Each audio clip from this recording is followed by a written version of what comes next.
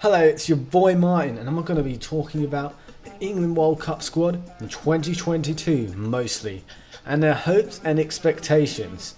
Just in regards to what can happen, my expectations were so high after the Euros. I was like, finally I can have hope in this team. They've actually been getting positive results in big tournaments in the last 4 years. Oh Jesus, yes, they reached the semi-final of the World Cup. They reached the last four of the Nations League in 2019 and reached the finals. They only lost on penalties. I know it was at home, but it was still pretty good.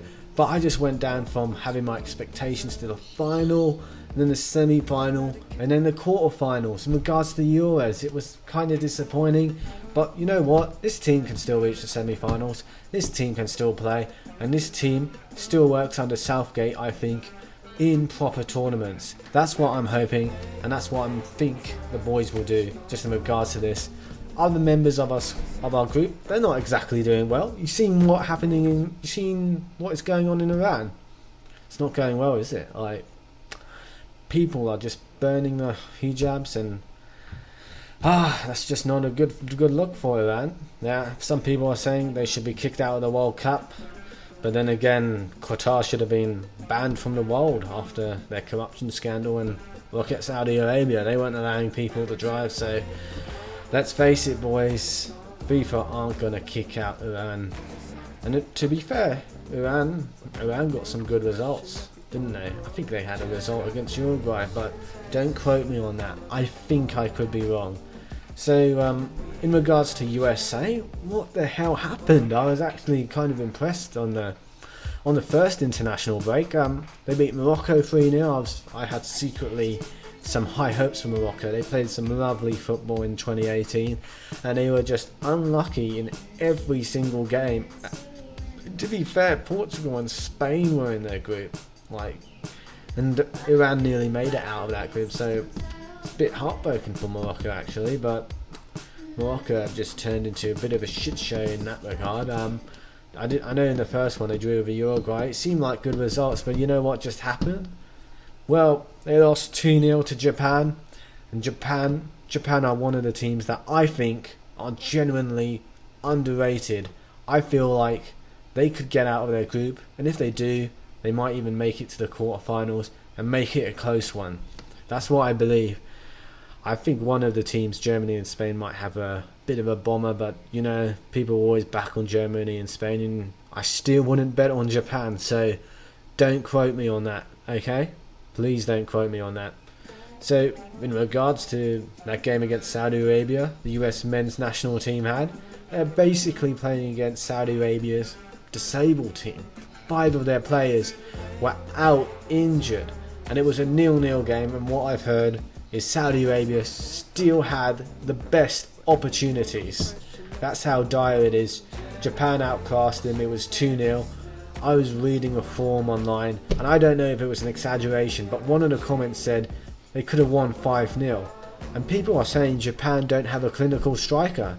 So maybe they don't stand a chance like I think they do in regards to getting out of the group, because I was thinking maybe that's Spain's weakness. Maybe Germany might have a bit of a thing in regards to that. But that's just what I think. In regards to Harry Maguire, he has to go. He shouldn't be on the plane to Qatar. But we know Southgate is sticking 100% with him, and we know most likely he is going to play unless he gets injured big time before the World Cup. I don't know what's happened in regards to Maguire, because he actually used to be kind of good, but he's gone completely to the crackers. I think he's lost him mentally. It's been happening for at least a season and a half. He's just gone to bits, hasn't he? The collapse is sad to see. His pace is being exposed, and it's just not looking good. I feel like Southgate should have rested him, definitely, at least against Italy, and probably against Germany as well, just to give him a spot out of the limelight, and to give others a chance like he did with the goalkeepers. Ramsdale was giving a chance, Pope was given a chance, and guess what? It still looks like Pickford's the best pick. So why not in central defence? Why not Ben White? Why not Tomori? I know John Stone's still quite solid there, So that's quite good, but we need to think more just about this. We've got to be more smarter and adaptable. I feel like we picked a strong lineup for the Nations League.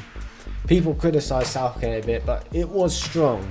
The only player that I thought was missing was James Maddison. It was a good squad, boys. It was genuinely good. And he was experimenting, to be fair, at least initially in the first matches. Like, he was trying stuff out, and unfortunately it didn't work. But he didn't take advantage of his full roster, and he didn't give them a full chance like you would expect, especially with players like Tomori and Abraham. You feel like they could have just been given more, especially in a game against Italy's second team. Abraham's pace could be deadly. He used to love Rashford in 2018. Abraham can expose the space, and he can be successful. So I don't know what is going on. England were disappointing in the first 5 matches, obviously before the 3-3 thriller. I was getting hyped up, especially when we came back from 2 goals down to take it to 3-2, but that 3-3 Pope mistake, not looking good. But those 5 games of 450 minutes without scoring, that's 7.5 hours, man. That's a complete failure, and it's just never a good look. It's just never a good look when it happens, like when you don't score for that long, especially against opposition that we're expected to score at least a few against. I know Italy and Germany were in our group, and I know Hungary were outstanding. Like, what is it with Hungary? They've done something, haven't they? Like, I'm not sure if they did anything against Italy, but that's like Germany, France, Portugal, England that they gave tough games against. So fair play to them. I don't think it's the mighty Migers coming back again, or Pushkas, or Cossacks, but they might be onto something. So maybe one for the future, especially now that England are in Group B of the pot draws for the Euros. So we're not a pot 1 team, we're in a pot 2. So we'll be up against a pot 1 team as early as the group stages. And just to add to that, France were lucky. God, England took it off them a bit, but France was so lucky not to go down to Group B when they were in a far weaker group than us. These jammy dodgers. That's just what I have to say. They were poor, but Switzerland showed that they can do something in the World Cup. I still believe they're a bit better than Serbia, but Serbia got good results in the Nations League, so it's exciting. The World Cup just really exposes what can happen and what works big time, especially in regards to team play. And that's just what makes it a thrilling competition. The best teams from around the world competing. Some people say it should just be the top 30 teams, top 32 teams, but that would just be boring. It would just be mostly European and South American. We need that spice, we need that excitement, and ideally we want the beautiful game to grow. That's what we want. I just can't believe England didn't beat Italy in those 2 games. Like, not even one of them. Especially the second game, I don't know, like, the first game wasn't good either. It was mostly a B team. They're basically disabled in the second game. We couldn't create much against them.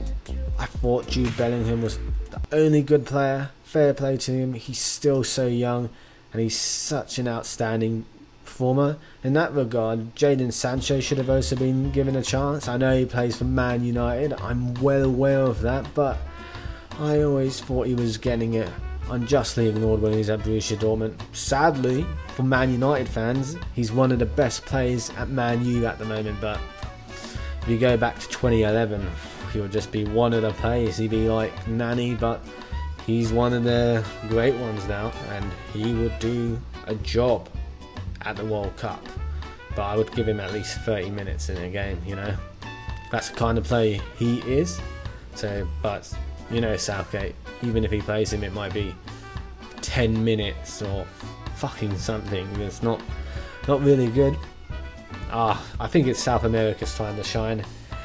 I know Europe's had a bit of a, let's say, a monopoly feeling since 2006. So 2006, 2010, 2014, 2018. So, oh, of course, you had like Italy, Spain, Germany, and last of all, France. But I think South America's back, and I'm intimidated. Brazil's getting some banging results. It looks like peak Seleção. I think Argentina could win it. They just beat Italy 3-0, a full-strength Italy squad team in that competition. Oh, the winners of the Euros against winners of Copa America. Argentina don't look like mugs, and I'm a bit worried as an England supporter, but I think England will raise their game. I think Italy is just a bit of a dodgy team for us, to be honest, but still. In regards to Maguire, it's a shame that he isn't playing like he did in previous tournaments. Like in the 2018 World Cup, he was an outstanding player. Like, it seemed like his head was a magnet for headers. It was just insane. If he was as clinical as John Terry, he might have scored 3 or 4 goals. Legit, like, John Terry used to win headers, but 2018 Maguire was insane. 2020 Maguire was outstanding, but it was more like just a well-rounded centre-back kind of performance. I think he was more solid defensively than 2018. Outstanding that tournament. He was in a team with a tournament, but something's gone wrong. He's collapsed, and he shouldn't be on the plane, and I don't think he should be on the team, but we know what Southgate's like, so don't expect anything. Oh shit, hopefully Southgate just learns his lessons from previous matches, such as the Croatia game and the Italy game. Oh, it was sad to see both games. If he just made the changes, just made the switch, was braver in both games, it could have just made the difference. It could have made a big difference and could have given a hope for the nations, just especially in those games. People always complaining about this is the greatest team we've ever had, or the best team we've had in a while, but to be honest, like, on paper, the golden generation wipes floor, like, with the current generation. Not gonna lie, like, John Terry, Frank Lampard, Steven Gerrard, Rio Ferdinand, even Neville and Carragher, they were top players, believe it or not. Oh, Sol Campbell, Joe Cole, Owen Hargreaves, Michael Carrick.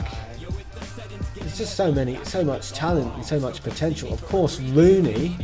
Like, how did I not mention Rooney? But that's just how it goes. We just never did it against the big teams. But speaking of the big teams, in the Euros, when I saw that England versus Germany match, I had hopes, because it was like Chelsea versus Arsenal back in the day. Germany didn't look like doing anything all day, and you always knew England had something extra to take it to the next level that game. It was beautiful, and it was nice, because it was like Chelsea Arsenal back in the day. Arsenal could have 60% possession, play some silky stuff, look good for most of the game, but you knew Drogba was going to score. You knew Chelsea were probably going to score 2 goals and win 2-0 or 2-1. You knew what was going to happen, and it was good to see Germany in that position against us. Yeah, it was a big deal. So that's what I think. In regards to the Nations League, I haven't been paying full attention. We'll see in the World Cup, because I've seen in the past sometimes friendly results don't matter before tournaments. So I remember, like, Italy did well in the Confederations Cup in 2013. Look how they did in 2014. Germany won the Confederations Cup in 2017. We know what happened in 2018. And you know what?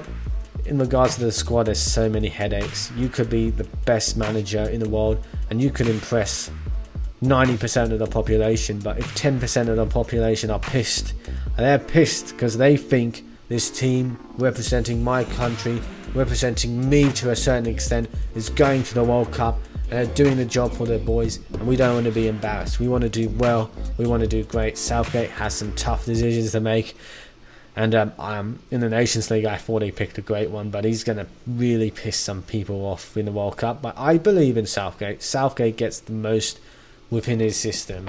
Think of it this way, like, it might be a basic boring system, but Southgate gets us this high within the system.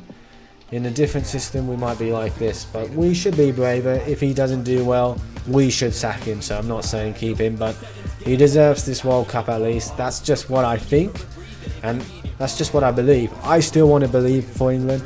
I still want to cheer for them, and I'll still always watch them. I still have their back no matter what. And the England fans that are more interested in club football, this is the World Cup, so fuck you. So that's just what I'm saying. It's coming home, lads. It's coming home, boys. Fuck you. I hope we win it. But I know there might be better teams. So see you, lads, and have a nice day.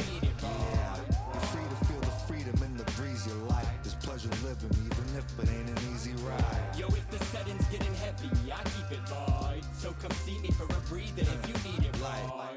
Right, making things with light. We make you sing with delight, like everything's alright. Plus some mocha on paradox plus drums. That's a joyful conundrum. Now you must come and go mellow with us, my fellow critters. God's creations, the visions of perfection, and we all related. A sensation of impeccable ease is what you need.